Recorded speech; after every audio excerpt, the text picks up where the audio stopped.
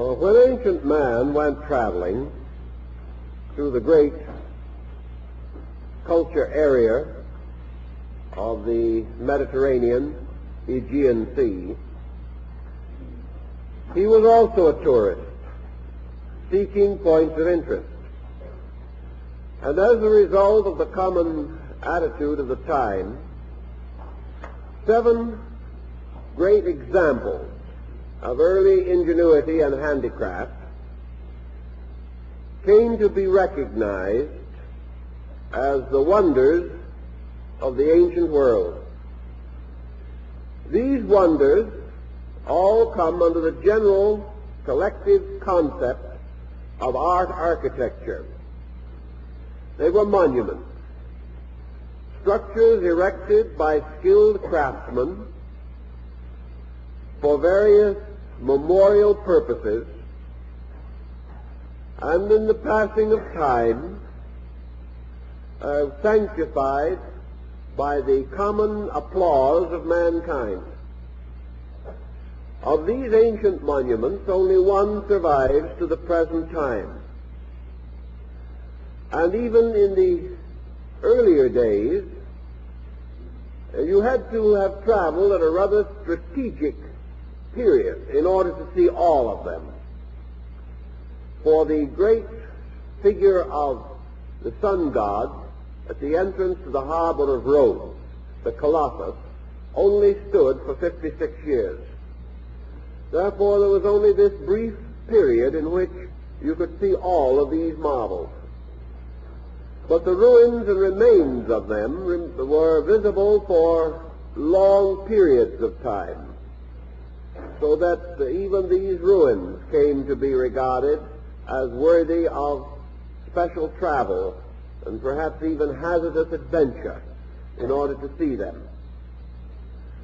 Actually, it would appear that these 7 wonders were utterly unrelated.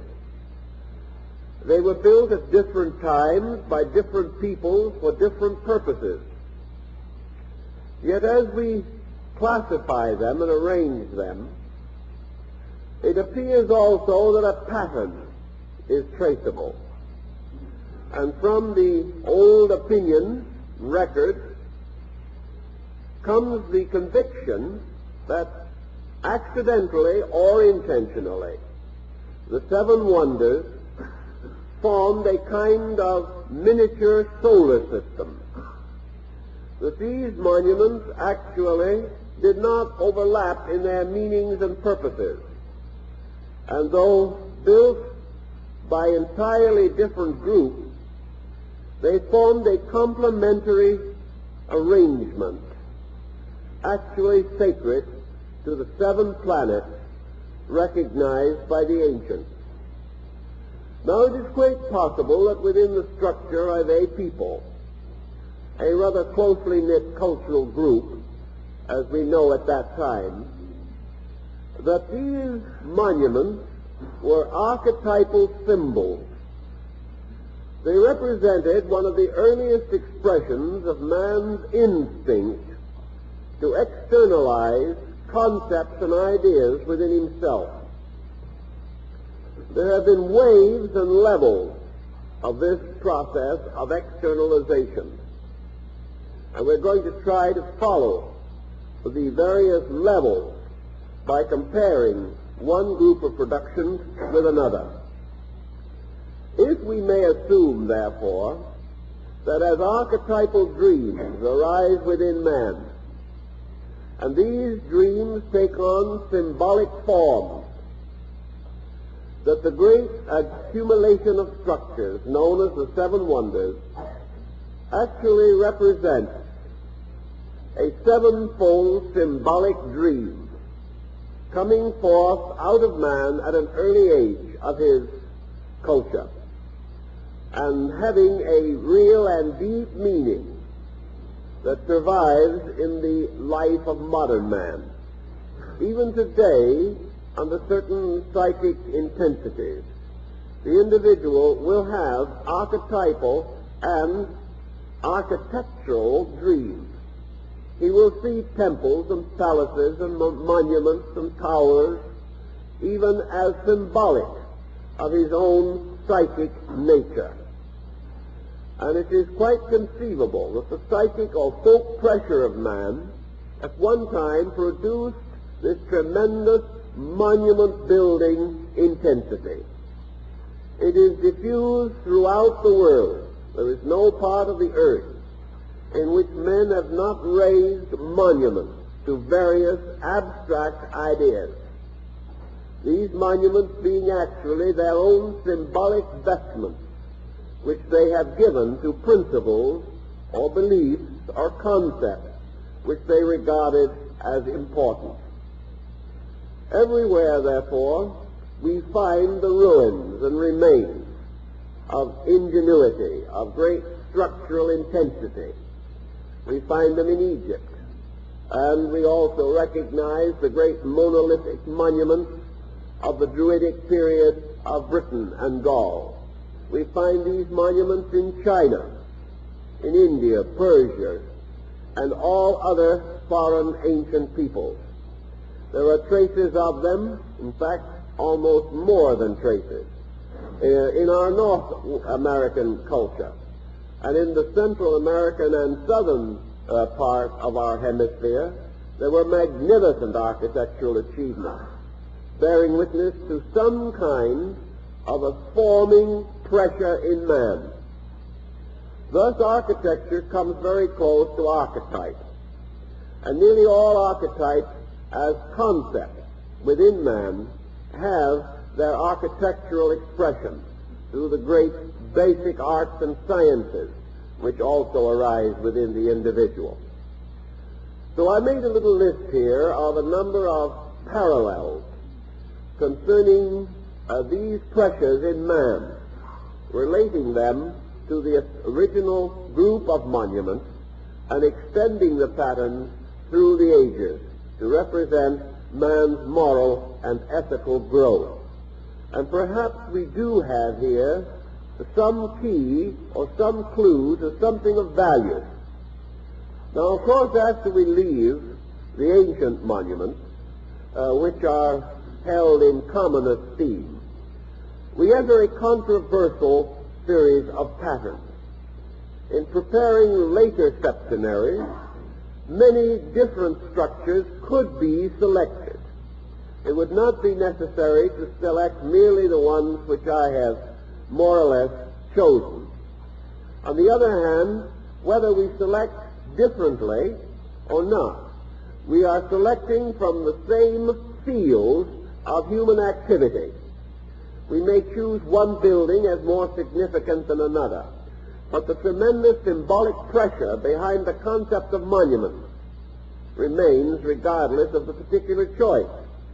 We may also advance different branches of learning, but if these be correctly advanced, they seem to form a basic pattern, indicating how man operates from within his own nature.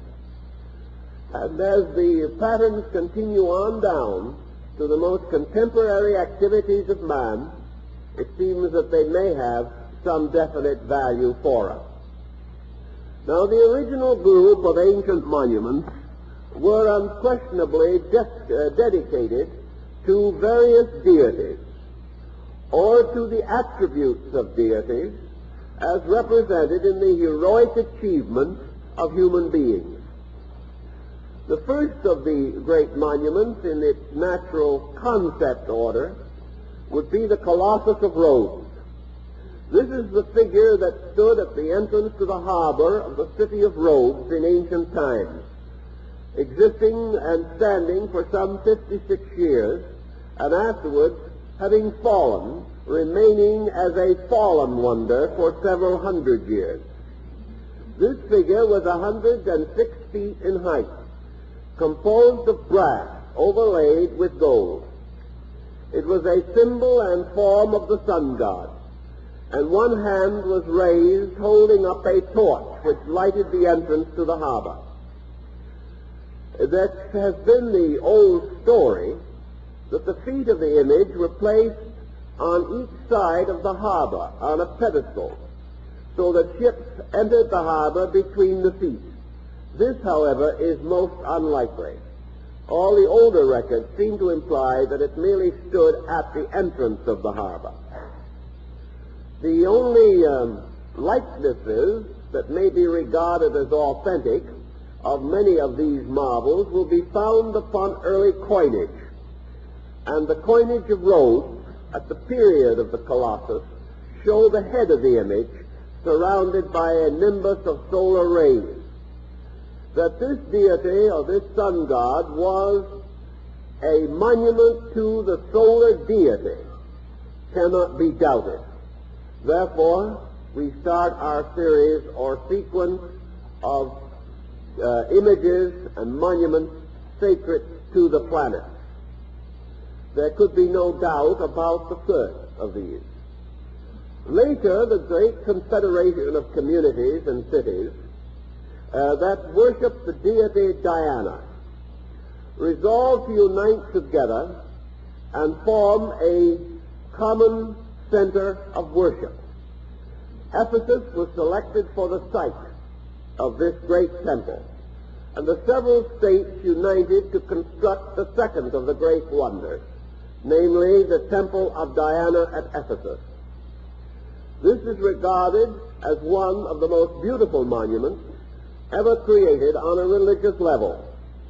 It not only represented the adoration of Diana, the goddess of the moon, it represented an early effort at adoration through union, through the coming together of different peoples and the creation of a sanctified ground in which many persons of different political groups could unite in the worship of their deity. This building was destroyed by vandalism, and it is said that it was brought to ruin by a madman who conceived that if he burned this temple, he could never be forgotten by history. His villainy would make him immortal.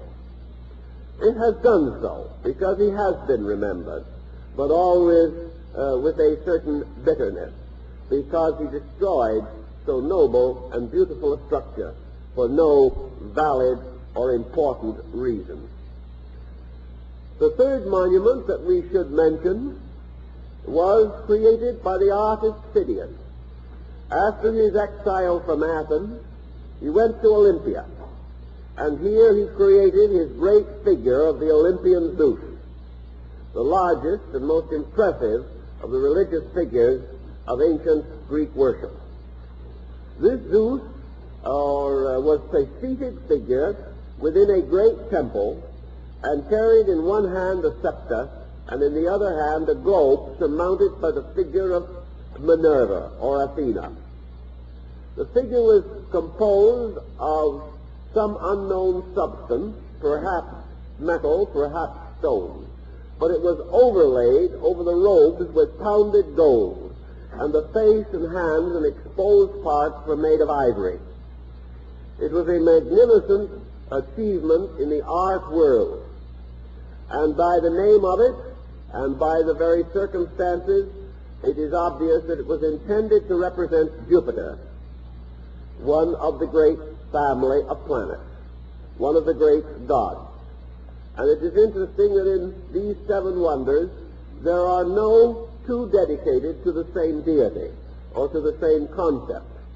Therefore, the evidence that some pattern, organization, or order was beneath the grand conception.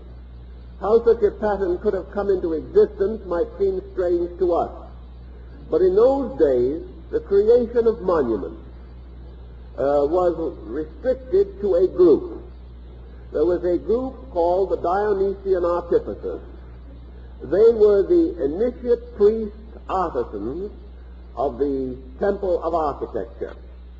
They were set aside by obligations and oaths. They were bound to secret knowledge and lore. And regardless of who employed them, it seems that the idea for the seven wonders must have originated among such a group. And as this group extended its influence throughout all the areas where these monuments stand, it is quite possible that they were the organizing power which brought these monuments together into a pattern. and that they had resolved to glorify the universe. And as various commandments or commissions came to them to build, they introduced the necessary symbolism, perhaps without even the knowledge of those who commissioned the buildings. It is very possible that the entire procedure was due to this group of initiate builders. The next monument is said to have been dedicated to the deity Saturn, and this was the Pharos of Alexandria, the great lighthouse that stood at the entrance to the harbor of the city of Alexandria in North Africa. The Pharos was a wonderful structure over 600 feet in height and composed entirely of white marble. It stood for quite a long time, and the ruin of it was visible as late as the 14th century of the Christian era. It had at the top an arrangement for the building of great signal fires, in order that ships at sea a long way off could see the fire burning on the top of this column and be led to safety. Therefore, the Pharos was actually a lighthouse, and it was one of the earliest examples of this type of construction. It is remembered also that during the Roman wars in Egypt, this Pharos was at one time the refuge of Julius Caesar. It was a wonderful structure, and because it was the tallest and rose in the most impressive spire, the ancients declared that it was associated with the deity Saturn. Another tremendous and magnificent architectural endeavor was the creation of the great Babylonian gardens. These are supposed to have been ordered and designed in connection with the symbolism of Semiramis, Queen of Babylon. Actually, we know now that this queen was an embodiment or personification, at least in symbolism, of the concept of the planet Venus. It was a great symbol of beauty and of artistry and of the glory of creative idealism. Semiramis has been very difficult to trace historically as a queen. She becomes practically a mythological person, and as a mythological person was an extension of the power of Venus. These gardens consisted of a great pyramidal structure rising in levels or stages, each of the levels magnificently planted with all kinds of rare and glorious flowers and trees and things of that nature. And on the very top level of the pyramid was an enormous reservoir, which was used to collect the water necessary to water the entire garden. It was a beautiful example of man's earliest concept of horticultural and botanical accumulation. It was also involved in science and was important on a scientific level because it brought knowledge of the growth of plants and trees and shrubs from all parts of the world that were gathered there, and also used to increase the medicinal knowledge that men had of the use of plants and things of that nature. The hanging gardens, so-called, of Babylonia are therefore considered among the great wonders of the world. Now we should pause a moment in connection with and go back to the Pharos of Alexandria, the great lighthouse, because this is an alternative to one other monument that is said to have been of equal value or significance from the standpoint of planetary rulership. It being held by some writers that instead of the great lighthouse of Alexandria, this concept of the deity Saturn rightfully belongs to Solomon's temple. So this has been considered as an alternative, the great temple complex on Mount Moriah in Jerusalem.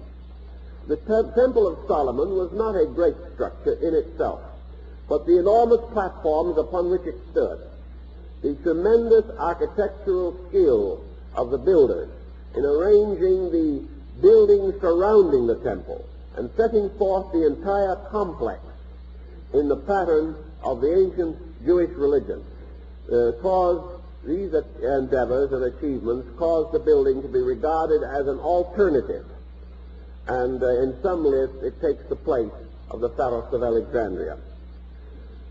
Now, the next structure that comes naturally to us is the magnificent tomb of King Mausolus. This is so-called the mausoleum at Halicarnassus. This word, mausoleum, from the King Mausolus, is now the root of our common term, mausoleum, as a name for a place for the reposing of the remains of honored dead. This great king was a magnificent warrior. He did a great deal to unite and bind together his peoples. He was an astute leader, and his tomb is said to be a monument to the planet Mars, as being the monument to the warrior in the group we have mentioned. This structure was a large cubical structure with extensions and towers, and surmounting the roof of it was also a pyramid, and on the top of this pyramid a magnificent golden statue of King Mausolus. This structure has disappeared. We have no actual trustworthy representations of it, but from the ancient report a reasonable reconstruction is possible. The next and last of these wonders, then, is that which relates to the planet Mercury. And all Egypt and other nations agree that this wonder belongs primarily by right to the great complex of pyramids at Giza, particularly the Great Pyramid, and that this was a monument to the God of wisdom, to the God of knowledge and the God of letters, that it actually represented the entire epitome of ancient learning, for into it were built the principles of the known arts and sciences of the day. It was therefore sanctified to the messenger of the gods, to the mysterious winged deity Hermes. If we consider this group, then, we observe that we have a pattern, a very well-defined, organized group of symbols, that they form a kind of cluster. And while, of course, in ancient times there was much travel necessary between them, if we look at them from today, they are only in a comparatively small region, brought together with an amazing amount of ingenuity. Now, there were other great buildings of the old world, but they have never seriously competed with these.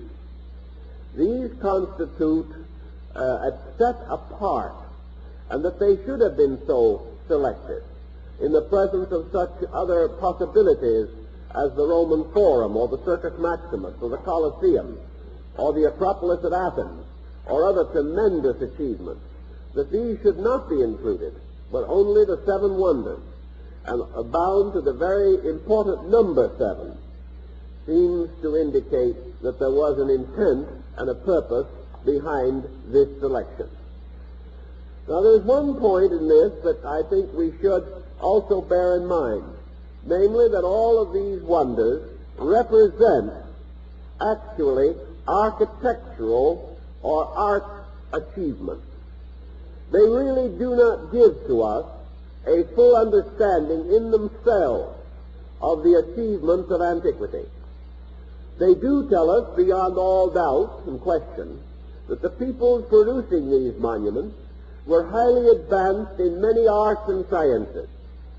But when we look back upon antiquity, we are rather too prone to look back upon monuments, rather than to look back upon the more living memorials that descend to us through the achievements of people.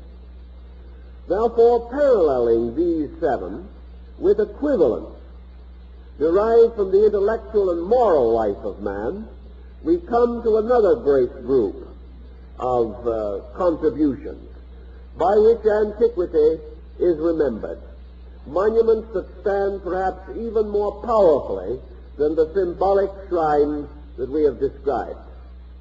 So I made a list here of some of the other contributions in relationship to the seven wonders.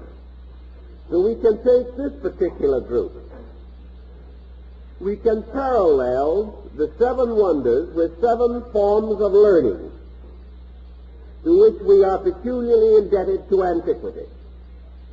As the most obvious and direct reference to the planet and to the luminaries is found in the Colossus of Rhodes, which was the sun god.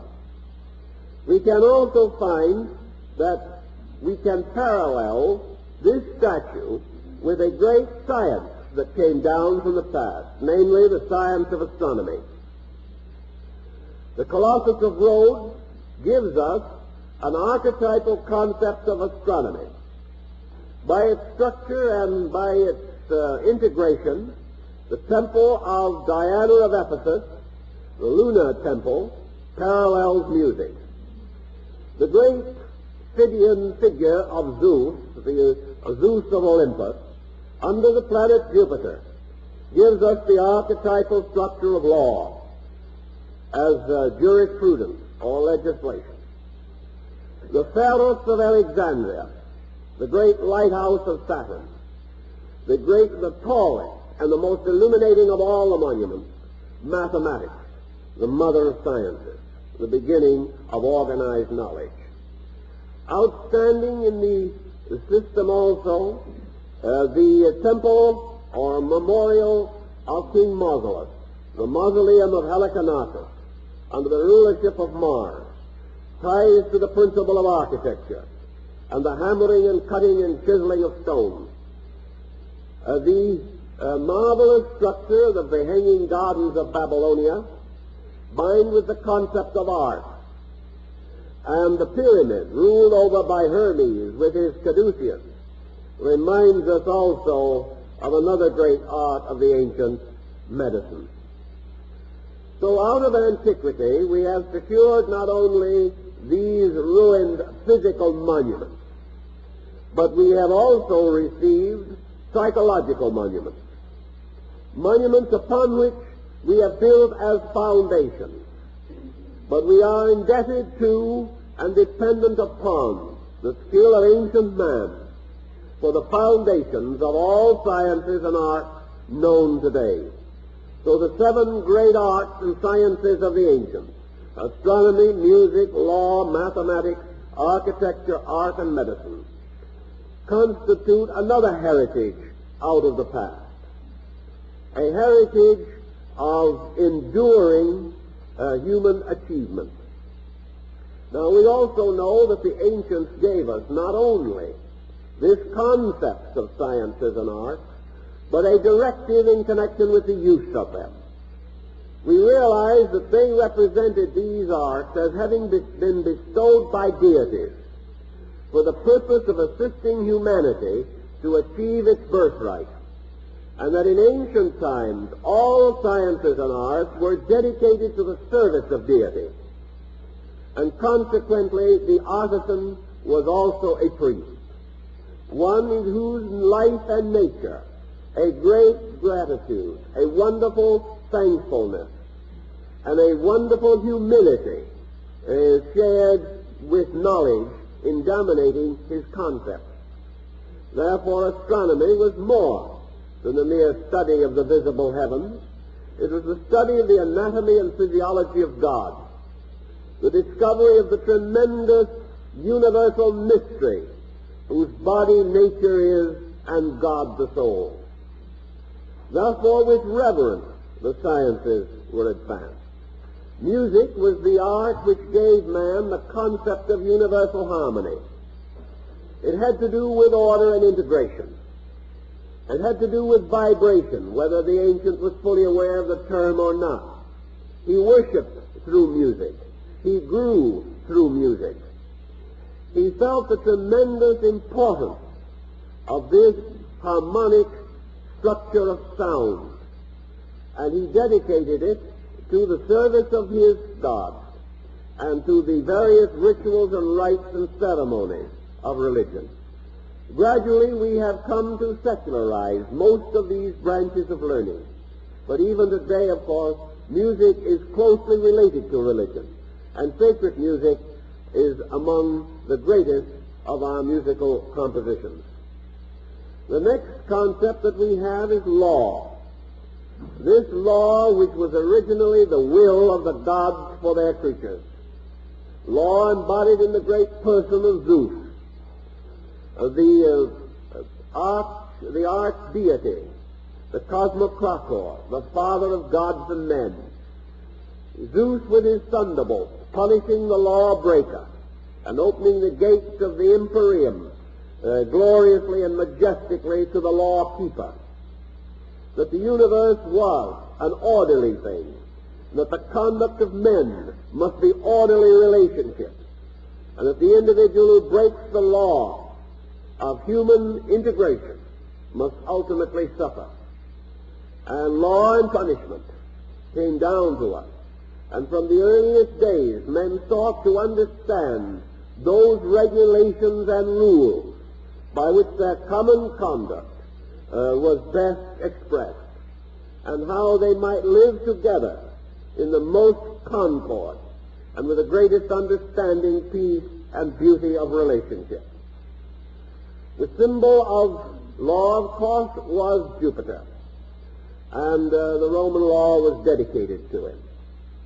The Pharos of Alexandria, or Solomon's Temple, represented to the ancients the concept of mathematics. Mathematics, the great tower that lighted men, that brought all minds in from the sea of doubt and insecurity into the safe harbor of learning. Of all the ancients, Saturn, or Cronus, was the father of gods and the father of times. Cronus was the principle of number, of the ordered sequences of numerical speculation.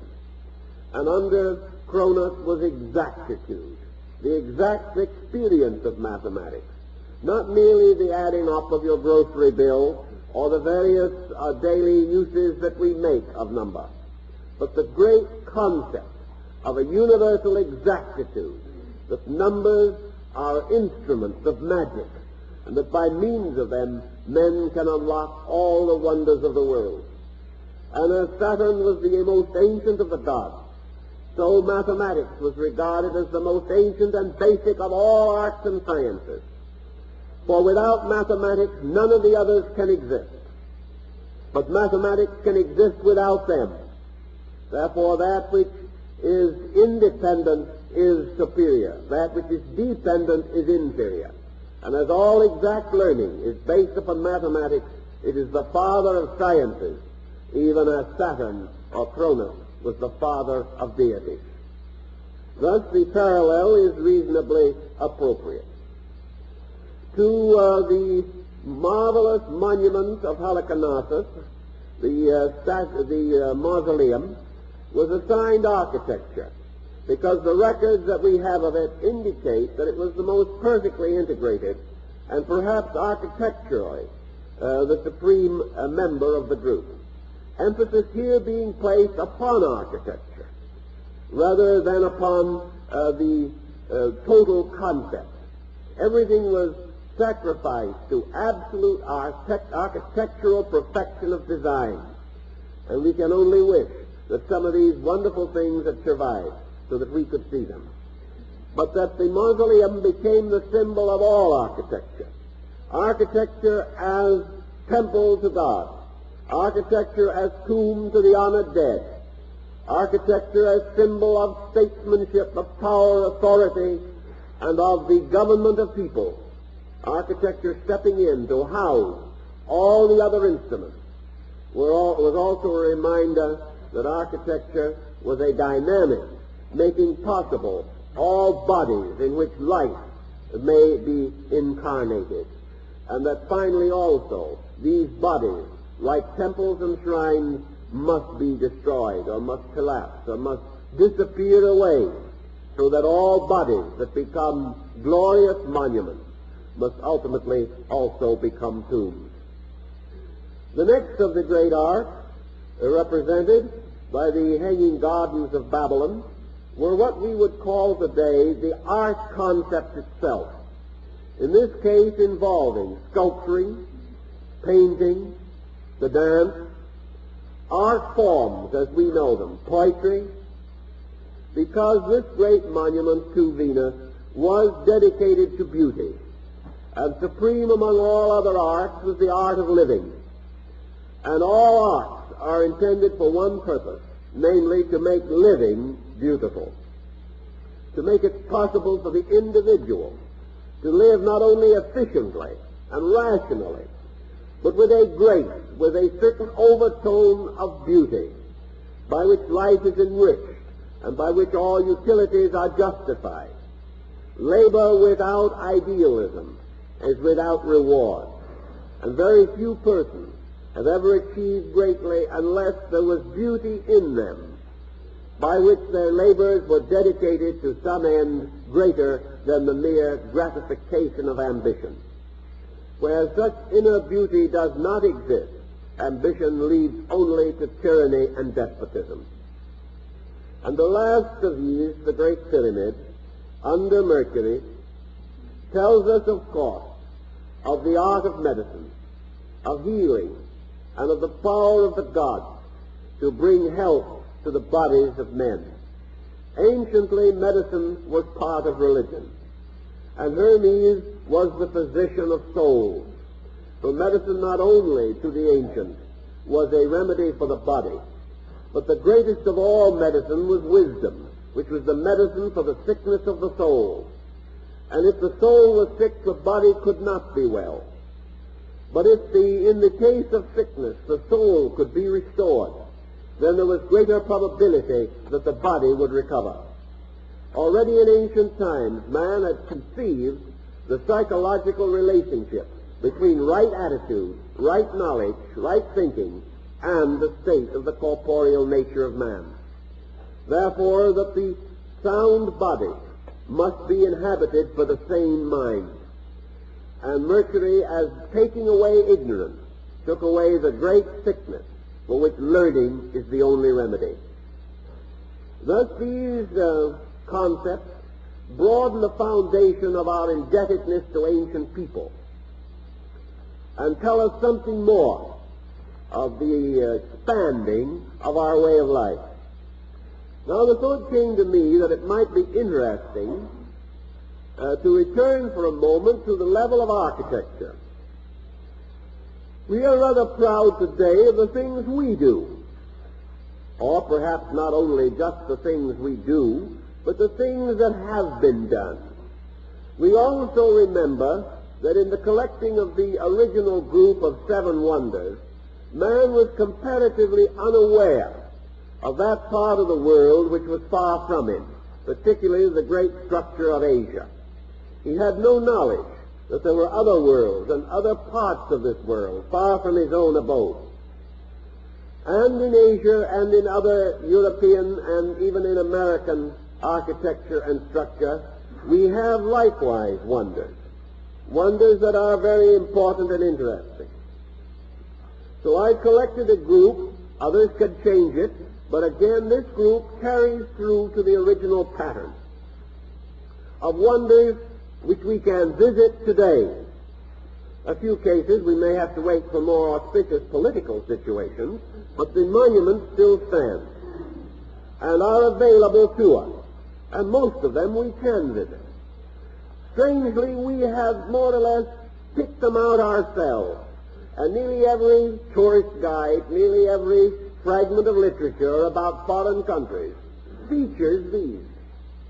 Features them perhaps as ancient man instinctively selected the old wonders.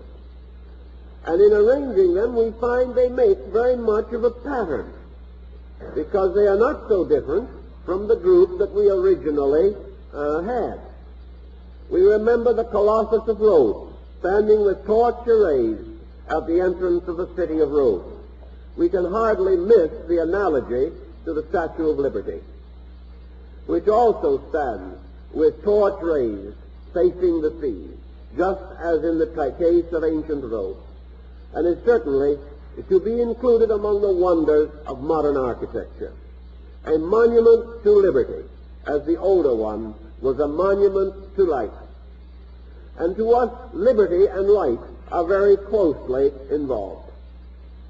The great sanctuary of the ancient world, the one where the peoples came from everywhere to pay tribute and to enrich the shrine of the great lunar deity, mother of mysteries, Diana, goddess of the Ephesians, the mother of life, the marvelous principle in which the ancients recognized the mother who was forever a virgin. And this was the temple of Diana. And it does not take a great deal of imagination to conceive its parallel in the greatest religious monument of the modern world, the Vatican at Rome. Dedicated also very largely to the Mother of Mysteries. Dedicated to the World Virgin. And of course adorned and decorated as was the Temple of Diana with the wealth and treasures of countless peoples. The tremendous architectural achievement of the Vatican is undeniable. And the magnificent accumulation of treasure there is almost the same as we hear in the description of the great temple of Diana at Ephesus. Now we are looking always for Zeus or Jupiter, as the ancients said, to bring us a great mass and weight. And at the very moment of its dedication, the planet Jupiter ruled one of the greatest structures of modern engineering, and that is the Empire State Building in New York, which was dedicated by the then Governor Alfred Smith at the very moment of the dignification of the planet Jupiter. It became the symbol almost of our whole way of life, for everything we do has to be bigger. It may not always be better, but it will be bigger. And this tremendous monument of modern industry, this tremendous symbol of modern architectural efficiency, the largest and highest of our achievements, the concept of the Empire State Building as a wonder of the modern world is not unreasonable. Then we think of the great temple of Saturn, the Pharos or lighthouse of Alexandria, and we remember the consternation caused in the last century by the tower that no one believed could be created, and which once created no one believed anyone would ever understand, and that is the Eiffel Tower in Paris. Still a symbol of man's early engineering skill and one of the most ambitious and incredible achievements of its own time. We then find another important concept. The mausoleum of Halicarnassus was under Mars. What is the great mausoleum or the great architectural monument today that parallels it? Possibly we could select the Washington Monument, which probably represents the most ambitious work of its kind of the modern world. Two monuments to soldiers, two monuments to the remembrance of persons who brought forth order out of chaos, created new nations, and brought states together in an important federation to be ruled over with wisdom and prudence. The next thought that we have is that nothing resembling the gardens of Semiramis remains. Yet this mysterious queen of Babylonia, whose symbolism, of course, was related to the planet Venus, suggests to us the greatest monument to heroic womanhood in the world today, the Taj Mahal at Agra. The mystery of love in stone and marble, as it was created in India, in honor of a great queen, in honor of a wonderful woman, in honor of a remarkable career and dedication, and is said to be Asia's great contribution to the concept of world womanhood, appropriately under the symbolism of Venus. Now, for Mercury, we can also have something that travels and moves and does all kinds of strange and wonderful things, and we placed under it the most massive and enduring of the ancient marvels. This marvel was the Pyramid of Giza. What is the largest, vastest, most inconceivable surviving evidence of man's handicraft. It does not belong particularly to recent times, but it still survives. Therefore, it comes under our heading. And the answer, of course, is the Wall of China. This wall, she created by men, and incidentally largely by scholars, because it represented the greatest persecution of learning the world has ever known. But this immense wall, 25 feet high, 50 feet thick, and 2,500 miles long. This is without question man's vastest architectural achievement.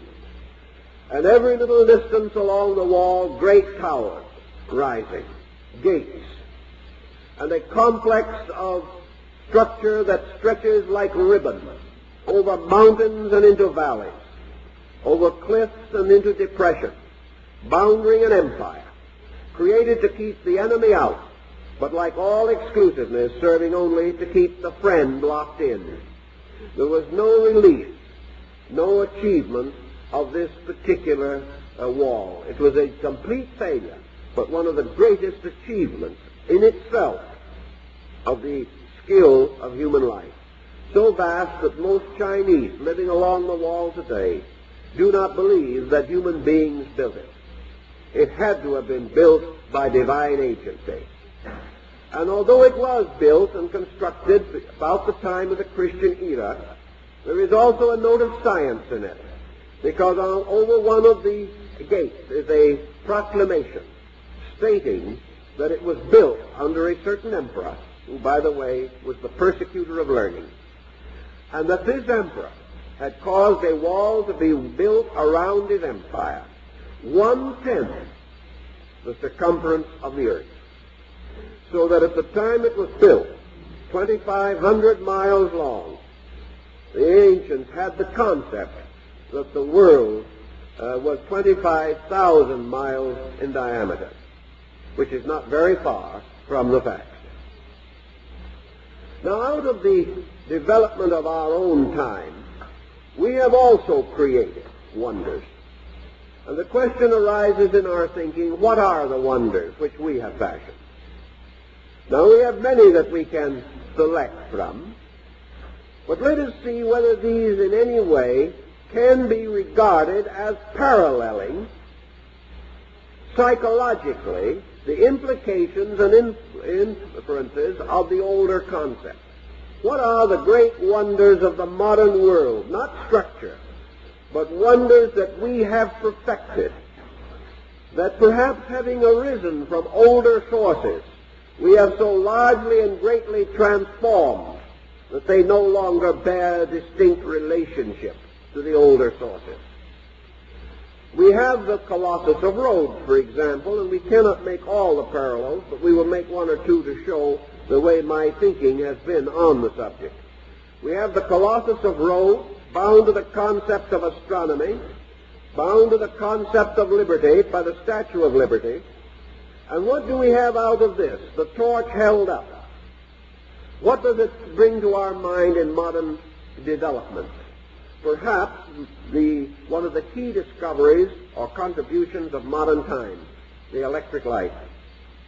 Here we have the beginning of the development of a modification which was to change the entire life of the race.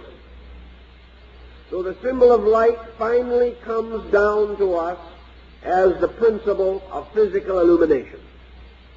The development of certain essential concepts relating to a whole variety of extensions, the power of the electric light to transform habits, practices, policies, and to make available to man a life at night, a life apart from the life of earlier man, a life which also gives to him illumined leisure if he wishes to so use it, depending on his own instinct. And from the moon, and from Ephesus, and the ancient symbols of the lunar goddess, imagination, Imagio, we have perhaps another great shadow casting power of modern thinking, the motion picture.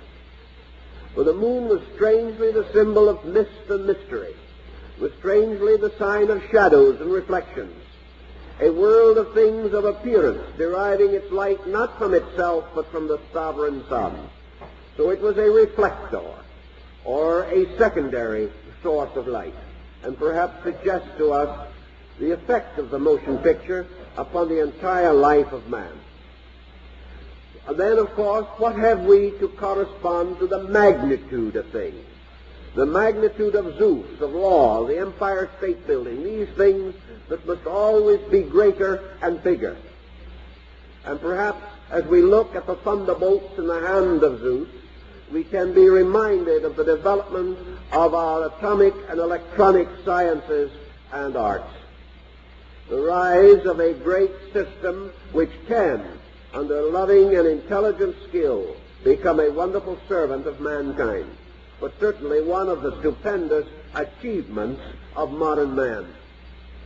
Now Saturn, representing the ancient principle of mathematics and the lighthouse that guides the Tour Eiffel or Eiffel Tower, and the development of a certain concept, a concept of bringing a certain kind of light to man, may be paralleled by a department of knowledge which has been always associated by the medieval people with the deity Saturn, and that is the invention of printing.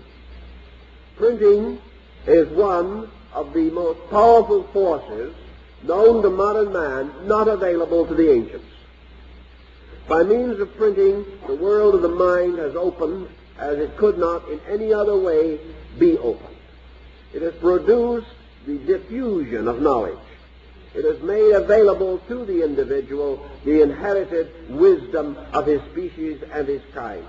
It is a mighty tower rising to carry upon its top the blazing symbol of enlightenment. And the use of the tower depends upon the flame at the top, and the value of printing depends upon the quality of that which is printed. For Mars, representing the mausoleum of Halicarnassus and many other parallel symbols, we can think of another very important field of research that has been opened to man, and that is the development and discovery of the X-ray. Here we have a possible means of solving problems, a means as yet hazardous, a means as yet uncertain, but giving us a powerful instrument for the assistance of the human being under many conditions. And of course, X-ray can extend into other fields than that of therapy and becomes important, directly or indirectly, in many phases of our activity. Under Venus comes the possibility of a larger life, a possibility of bringing to the individual the beauties and wonders of the world, so that the whole earth can become a kind of hanging garden, and every man is a tourist. And this is the development and advancement of our great systems of transportation.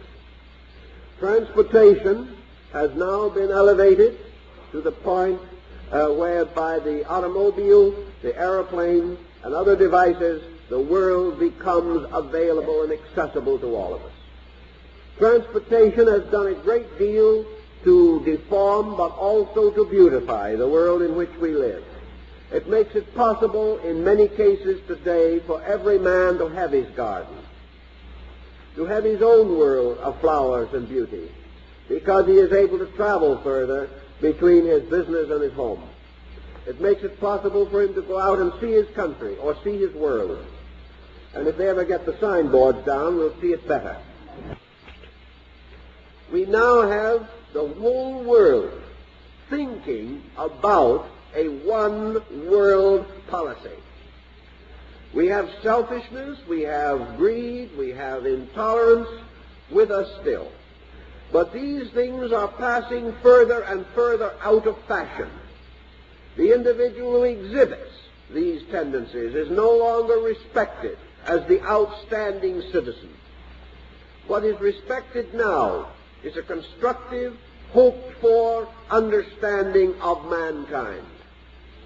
Therefore, it would seem to me that this vision, supported by vast economic structure, actually receiving the major cooperation of many peoples and many levels of integration, that this organized concept of world peace is one of the wonders of the modern world. It is something long overdue, but gradually coming to be done. And by it we are divided from ancient man, who may have had the dream, but had not the ability or the perspective necessary to bring this dream into objective manifestation. We have brought the dream into the world of realities as we know them, material, intellectual realities, and we are fighting to make it work. We are struggling to bring this concept to maturity. Now we had the moon, Diana of Ephesus, music, the Vatican motion pictures. Here is the entire lunar pattern. And what have we today achieved as our great offering to the Lady of the Mysteries? I think the thing we have to offer is something that is paralleling, whether we realize it or not, the labors of world peace.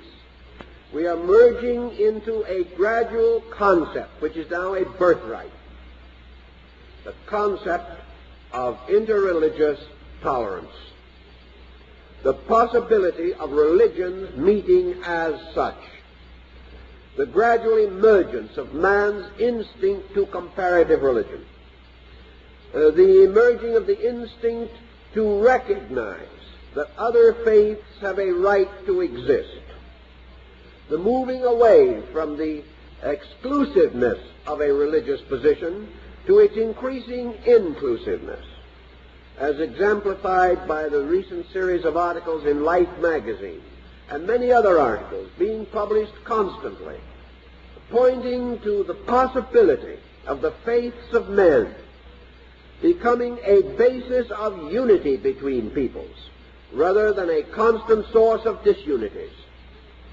The ancient world, Pythagoras knew this unity. Others have known it also. But today we see the actual machinery of unity moving into action. And we behold the mystery of man's greater kindliness toward religion. And with each passing year, a greater willingness to explore and examine the building of bridges between faiths. And all of these principles have much to do with the hope of our future. And here is another wonder that has emerged from man, part of the archetypal pattern that had to come forth in the course of ages. Now our great deity Zeus, personifying Jupiter and law, tied up with the great architectural achievements, also tied into the development of atomics, brings us face to face with the great development of the concept of Zeus, namely the concept of administration. And here we have come to another tremendous step, namely constitutional democracy and universal suffrage. These things existed in small fragmentary areas in the past, but never before have we seen the concept of the rights of man developed and unfolded as in the last 300 years of our world existence. Here we have the concept of government by the people, for the people, and of the people. We have a tremendous group under a certain amount of pressure today, it is true, but still this pressure, even in itself, being asserted by other groups in whose actual existence socialized principles are also present, although perhaps at the moment disfigured. But the great motion toward the right of the human being, the great motion of the political equity of peoples, the rise and recognition of the right of all men to their place in the sun, their opportunity to direct or to share in the administration of their own destinies. This tremendous concept of workable political democracy under many names, but giving to the people liberties and equalities unknown in ancient times, is also a tremendous ethical step forward. We know that the Pharos of Alexandria, under Saturn, the symbol of the old one, mathematics, the Eiffel Tower of printing, we have all these different levels. And then we have this concept of Saturn, concept of the aged, coming forward to us in another great development that has come to us in many cases in the memory of the living, and that is the rise of the whole pattern of the security of man in his advancing years. Old age security of various kinds, endowments, insurance, and even national intervention. The gradual development of a protective economics for the old.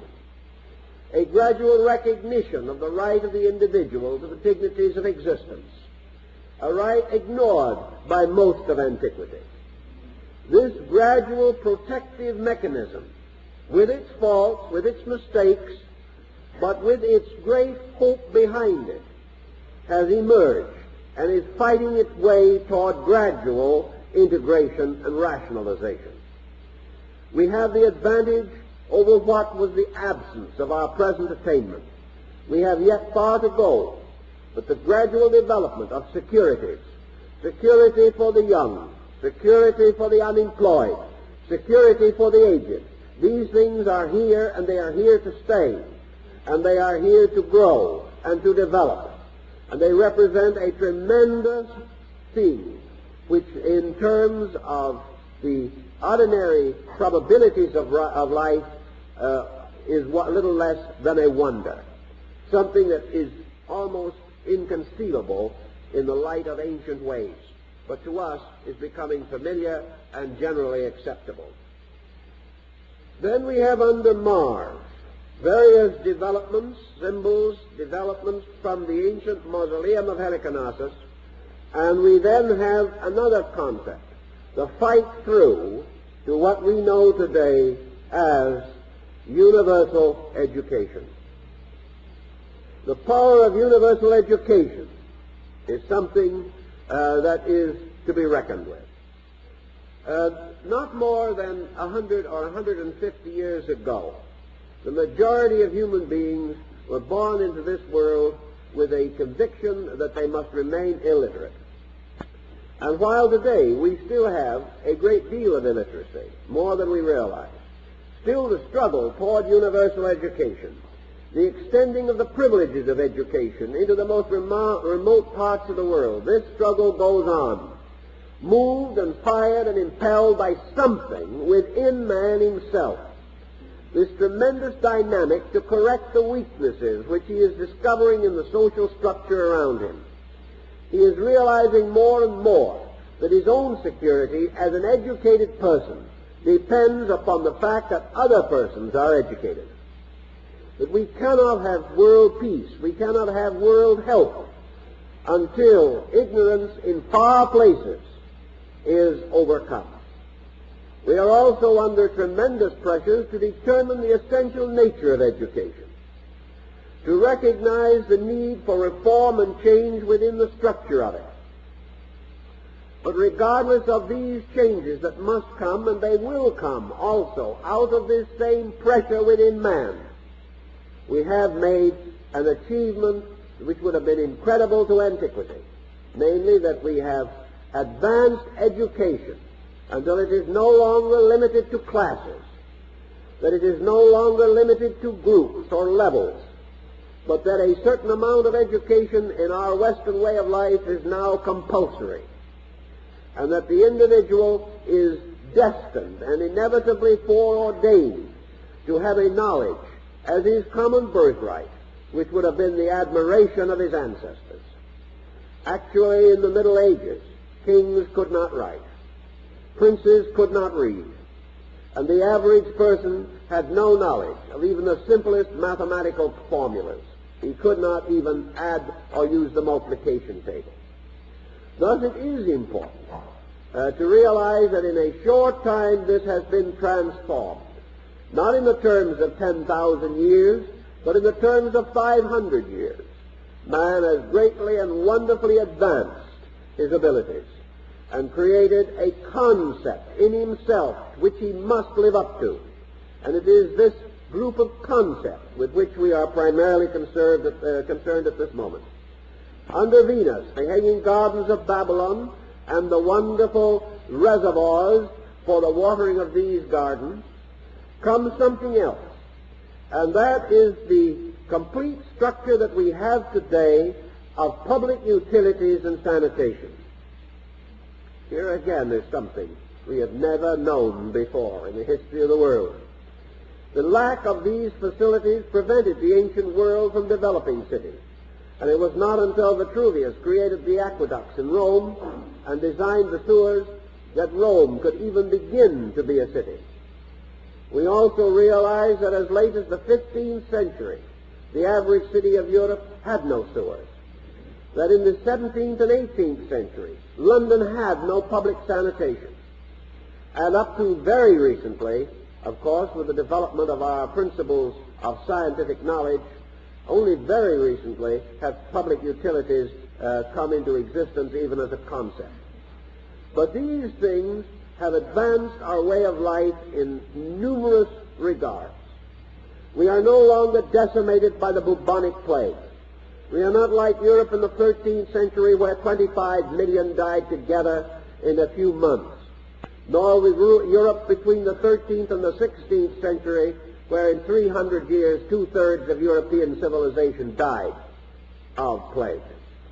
We have gradually cleared many of these problems, and the entire concept of bringing to man a knowledge involving the entire care of himself, a greater increasing scientific awareness of nutrition, of clothing, of sanitation, of hygiene, of eugenics, all of these things have come to man as a birthright in our day, but they are things totally unknown to man of long ago.